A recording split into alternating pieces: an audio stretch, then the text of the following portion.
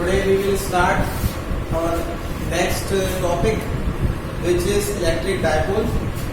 Okay, we will discuss the first is electric dipole. What is the meaning of this electric dipole? Electric dipole is a factor. The electric dipole is defined as when two equal and opposite charges separated by a small distance to it. Means कहने का क्या मतलब है यहाँ पे? What is the definition suggest us is that suppose करो क्या है कि एक पॉजिटिव चार्ज है और दूसरा वाला नेगेटिव चार्ज है, इक्वल भी है और अपोजिट भी है, ये सेपरेटेड हो जाए इसी डिस्टेंस 2a से, तो ये हमारा क्या बनाएगा? इलेक्ट्रिक डायपोल बनाएगा. ठीक है ना? फॉर एग्जांपल बहुत सारे हो सकते हैं, जैसे कि HCl के बीच में जो बॉन्ड होता है वो भी इलेक्ट्रिक डायपोल को बनाता है. ठीक है, NaCl है हमारा, और बहुत सारे ऐसे एग्जांपल है ना. नेक्स्ट हम लोग पढ़ेंगे electric dipole moment. Electric dipole moment. Electric dipole moment क्या होता है? The product of either charge by its small distance to it.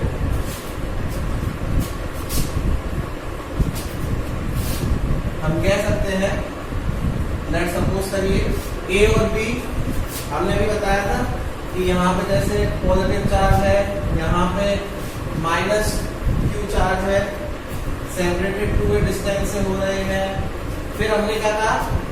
किस किस का प्रोडक्ट होना चाहिए?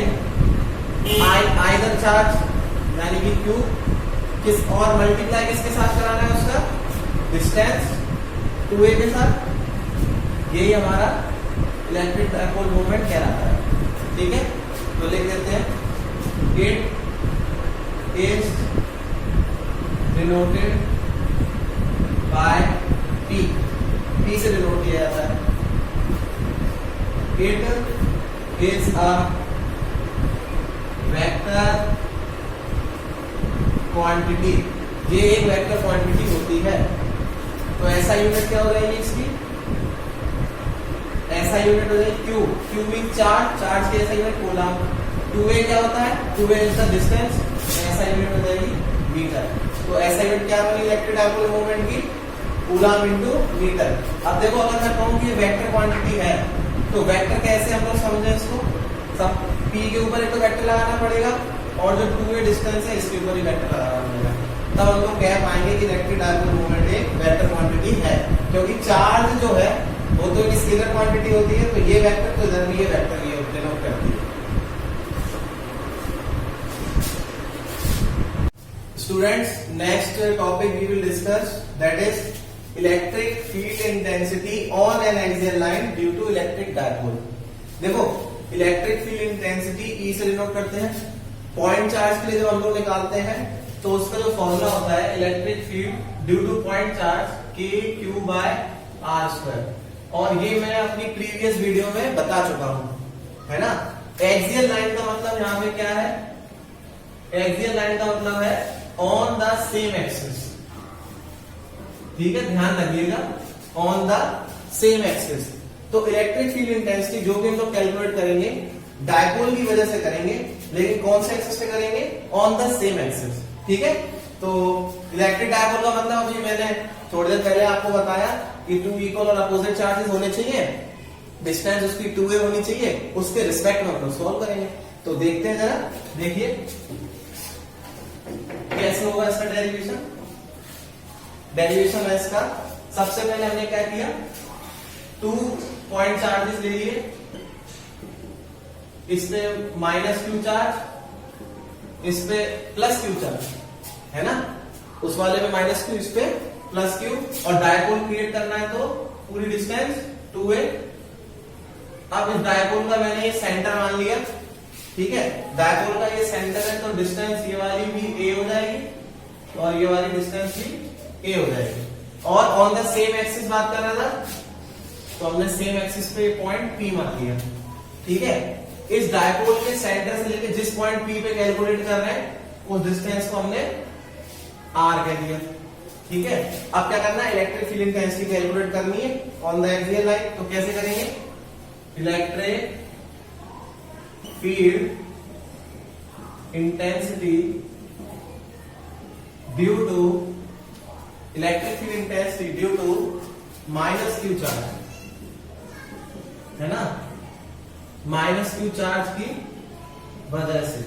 तो वो कितनी हो जाएगी, पॉइंट चार्ज की निकलेगी वो, तो उसका मैग्नीट्यूड निकालना है तो मॉड लगाना पड़ेगा। मॉड मतलब मॉड्यूलस, क्या फॉर्मूला होता है, 1/4πε0 q अपॉन AP का स्क्वायर, ठीक है ना, AP का square.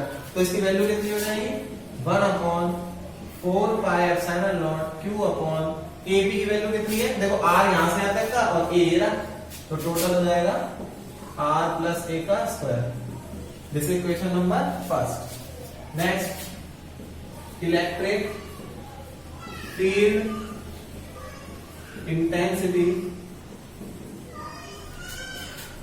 Due two plus Q charge. अब प्लस क्यू चार्ज के लिए निकालेंगे, क्योंकि ये माइनस के लिए निकाल रही है, डायपोल की बात कर रहा है तो डायपोल के दोनों चार्ज के लिए निकालनी पड़ेगी इलेक्ट्रिक फील्ड इंटेंसिटी। तो इसके लिए क्या हो जाएगी, E2 equals to 1/4πε0 q upon, क्योंकि मैग्नीट्यूड निकालना है तो ये नेगेटिव वाली वैल्यू तो हमने पहले कहा था पॉजिटिव लेंगे, और पॉजिटिव तो पॉजिटिव पहले से ही रहता है, तो q अपॉन, अब क्योंकि इस वाले के लिए निकाल रहे हो प्लस क्यू चार्ज है तो डिस्टेंस ही लेंगे, कितना है, bp का स्क्वायर। तो वैल्यू क्या हो जाएगी, 1/4πε0 q upon r minus a का स्क्वायर। अब listen students, this value get increases all because of this negative sign. This value get decreases all because of this plus sign. जितनी value नीचे, अब हिंदी में बता देता हूं, जितनी वैल्यू नीचे बढ़ेगी उतना ये घटेगा, जितनी वैल्यू नीचे कम होगी उतना ये बढ़ेगा। तो इसी की वजह से हम कह सकते हैं, तो E एक्सियल क्योंकि हमें निकालनी है तो वो किसके बराबर हो जाएगी, बड़े में से छोटे को minus, means E2 minus E1।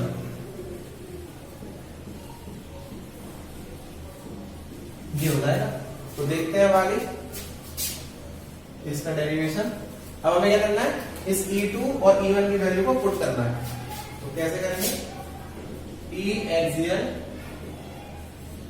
Is equals to, पहले E2 की वैल्यू रख दीजिए 1/4πε0 q। ध्यान से देखिए दोनों में q कॉमन आ रहा है और 1/4πε0 भी कॉमन आ रहा है, मींस q अपॉन 1/4πε0 दोनों में कॉमन है। तो क्या आ जाएगा, पहले E2 की वैल्यू रख दी तो ये हो जाएगी 1/r माइनस a का स्क्वायर, माइनस माइनस क्यों आया यहाँ पे, क्योंकि माइनस ध्यान लगा है, तो 1/r प्लस a का स्क्वायर। अब क्या करेंगे, E axial is equals to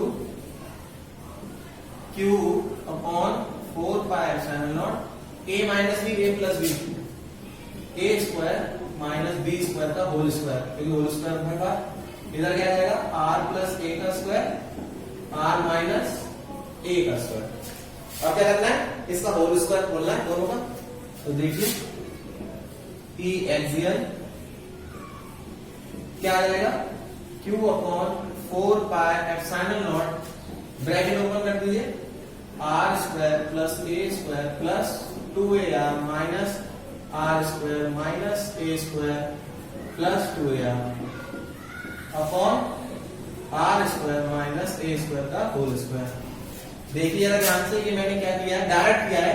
इसका होल स्क्वायर बोले a square plus b square minus 2ab होता है, माइनस की वजह से सब साइन चेंज हो जाएंगे और जिसकी वजह से ये वैल्यूज कट हो जाएंगे। तो फाइनली हमारा क्या बचेगा, E axial is equals to Q upon 4 pi epsilon nought 4ar upon are square minus A square का होल स्क्वायर, है ना। अब देखिए इसे मैं ब्रेक कर रहा हूं और ये भी कहते चल रही r is much much much greater than a. ये मैंने ऐसा क्यों कहा, देखिए आर यहां से यहां तक ए रहा, आर की डिस्टेंस ए के रिस्पेक्ट में बहुत लार्ज हो रखी है, तो जिसकी वजह से ए शुड बी नेग्लेक्टेड, तो हमें ए को नेग्लेक्ट करना पड़ेगा। और 4ar को हम लोग ब्रेक कर रहे हैं, 4ar को देखिए ब्रेक कैसे कर रहे हैं वो मैं लिख देता हूं। तो E axial is equals to Q upon 4 pi epsilon naught 2a into 2r की फॉर्म में ब्रेक करना है। और नीचे तो पहले मैंने कहा a को नेग्लेक्ट करना है हमें, तो ये वाला a नेग्लेक्ट हो जाएगा, r स्क्वायर बचेगा, r स्क्वायर की पावर 2 r स्क्वायर r की पावर टोटल ऑफ 4 हो जाएगी। और ये r से ये 3 टाइम्स रह जाएगा, क्योंकि एक r से 4 की पावर थी। और अब ध्यान से देखिए q इंटू 2a क्या होता है, हमें पता है q into 2a is p। तो finally E axial is equals to ये q into 2a is p, 2a रहा 4 पाई एप्सिलॉन नॉट और r। This is our final answer. तो हम एक चीज और कह सकते हैं कि R और E में क्या रिलेशन दिख रहा है, एक दूसरे के इनवर्स है, तो रेक्टेंगल और हाइपरबोला ग्राफ है। Thank you. Next topic, electric field intensity on an equatorial line due to electric dipole, है ना। अब जब हम लोग इस नेक्स्ट टॉपिक को पढ़ रहे हैं, electric field intensity equatorial line पर। इक्वेटोरियल लाइन का मतलब होता है जो भी हमारा डायपोल क्रिएट किया है हमने, उस डायपोल के परपेंडिकुलर लाइन। मींस देखो जैसे मैंने कहा ये A है, ये मेरा B है, ठीक है ना। तो यहां पे मेरा माइनस Q चार्ज है, यहां पे मेरा प्लस Q चार्ज है, ठीक है।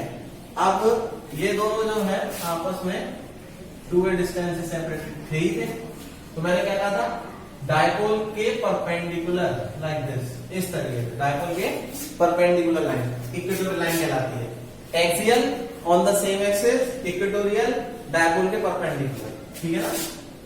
अब ये जो परपेंडिकुलर लाइन है ये इसको बाइसेक्ट कर रही है इक्वल पार्ट में, इक्वल पार्ट में कर रही है, तो ये भी A हो जाएगा और ये भी A हो जाएगा। तो ये मेरा A B और ये B चला जाएगा मेरा P, ठीक है। अब क्या करना है, इसकी कैलकुलेशन करनी है। इसकी कैलकुलेशन के लिए देखो कैसे करते हैं कैलकुलेशन, देखिए जरा ध्यान से।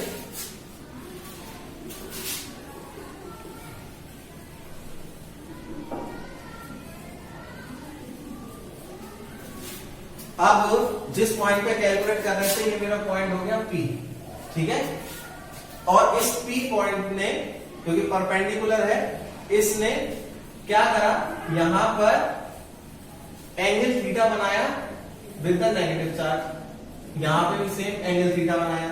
अब D से लेके जो ये हमारा P है, इसकी डिस्टेंस मैंने मान ली आपकी R, ये यहां से यहां तक की, ठीक है। फिर नेगेटिव चार्ज की जो इलेक्ट्रिक फील्ड है वो कहां होती है, टुवर्ड्स द चार्ज, जिसे मैंने E1 कह दिया। पॉजिटिव चार्ज की इलेक्ट्रिक फील्ड क्या होती है, अवे फ्रॉम द चार्ज, जिसे मैं E2 बोल रहा हूं, ठीक है। This is negative, this is towards the charge and this is away from the charge. अच्छा फिर क्या होगा, इस डायपोल के लिए हमने बीच में से रिजल्टेंट बना दिया, ठीक है। तो जो रिजल्टेंट के लिए हमने क्या देखा, ये एंगल थीटा है तो ये वाला एंगल भी थीटा हो जाएगा, ऑल्टरनेट एंगल्स की वजह से, है ना। जेड बनना चाहिए, ये देखिए जेड बनना है, तो ये थीटा तो ये भी थीटा। अब रिजल्टेंट निकाला तो ये भी ऑटोमेटिकली थीटा हो जाएगा। अब क्योंकि ये 12th क्लास जो हम पढ़ रहे हैं उसमें 11th क्लास की थोड़ी सी यूजेस है, तो जैसे कि आपने पढ़ा होगा, मान के चलिए ये हमारी E1 है ना, देखो ये रहा E1, इसके दो रेक्टेंगुलर कंपोनेंट्स हो जाएंगे, दो रेक्टेंगुलर कंपोनेंट इस तरीके से, है ना। इसी तरह से जब मैं बात करूं हमारा E2 है, इसके भी दो कंपोनेंट हो जाएंगे, इस E2 के भी दो कंपोनेंट हो जाएंगे। देखिए E1 के जो दो कंपोनेंट हुए तो थीटा हमारा यहां बनता है, ये रहा, ठीक है ना। तो ये वाला कंपोनेंट क्या हो जाएगा, E1 cos थीटा, और ये वाला E1 sin थीटा, ठीक है। तो लिख देते हैं यहां पे, this is E1 cos theta, this is E1 sin theta. फिर इसी तरह से E2 के दो कंपोनेंट हो जाएंगे, ये थीटा है तो E2 cos theta, E2 sin theta. तो ये कर दीजिए इसके दो कंपोनेंट, मैं इसको हटा देता हूं, तो ये हो जाएगा हमारा E2 sin थीटा, है ना। और ये वाला E2 cos थीटा, ठीक है। ये कंपोनेंट हमारे बन गए। तो हमारी इलेक्ट्रिक फील्ड इंटेंसिटी निकालनी थी एपी पर, तो एपी के लिए हमें क्या करना पड़ेगा, इसकी डिस्टेंस निकालनी पड़ेगी पाइथागोरस यूज करके। तो कैसे निकलेगी, एपी का स्क्वायर किसके बराबर होगा भाई, एपी का जो स्क्वायर है ये हाइपोटेन्यूस है, हाइपोटेन्यूस का स्क्वायर किसके बराबर होगा, एडी का स्क्वायर प्लस बीपी का स्क्वायर, ये तो होगा, ठीक है। तो आगे देखिए, तो हमारी एपी स्क्वायर की वैल्यू कितनी हो जाएगी, एपी स्क्वायर की वैल्यू हो जाएगी एडी का स्क्वायर मतलब ए स्क्वायर प्लस बीपी का स्क्वायर मतलब ये देखो ये रहा आर स्क्वायर, तो ए स्क्वायर प्लस आर स्क्वायर हो जाएगी वैल्यू। तो यहां लिख देते हैं हम लोग, क्या लिख देते हैं, ए स्क्वायर प्लस आर स्क्वायर, है ना।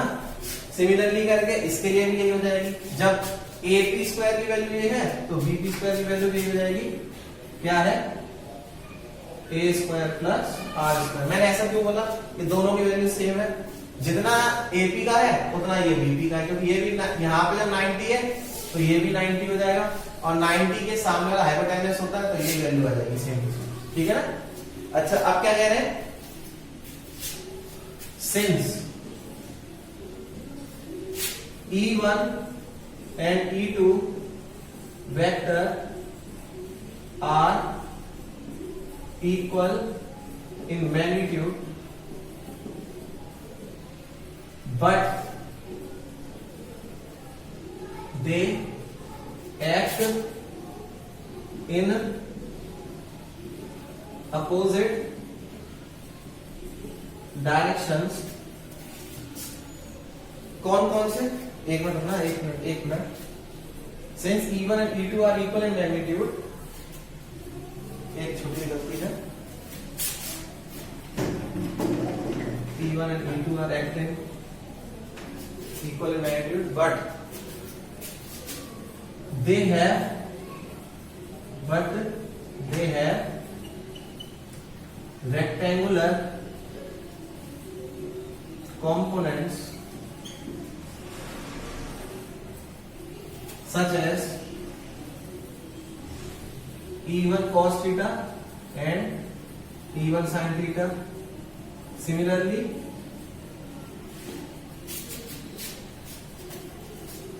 E2 cos theta and E2 sin theta.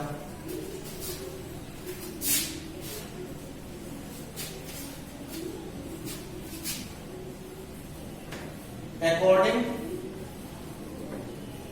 to the vector L lambda,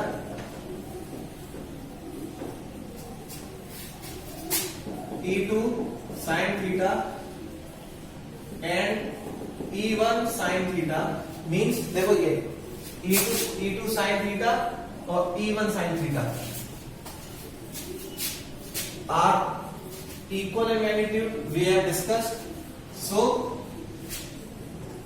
they will cancel out each other. तो फिर क्या हो जाएगा, तो फिर हमारी जो नेट हमारी इलेक्ट्रिक फील्ड होगी यानी कि ई इक्वेटोरियल वो किसके बराबर हो जाएगी, E1 cos theta plus E2 cos theta.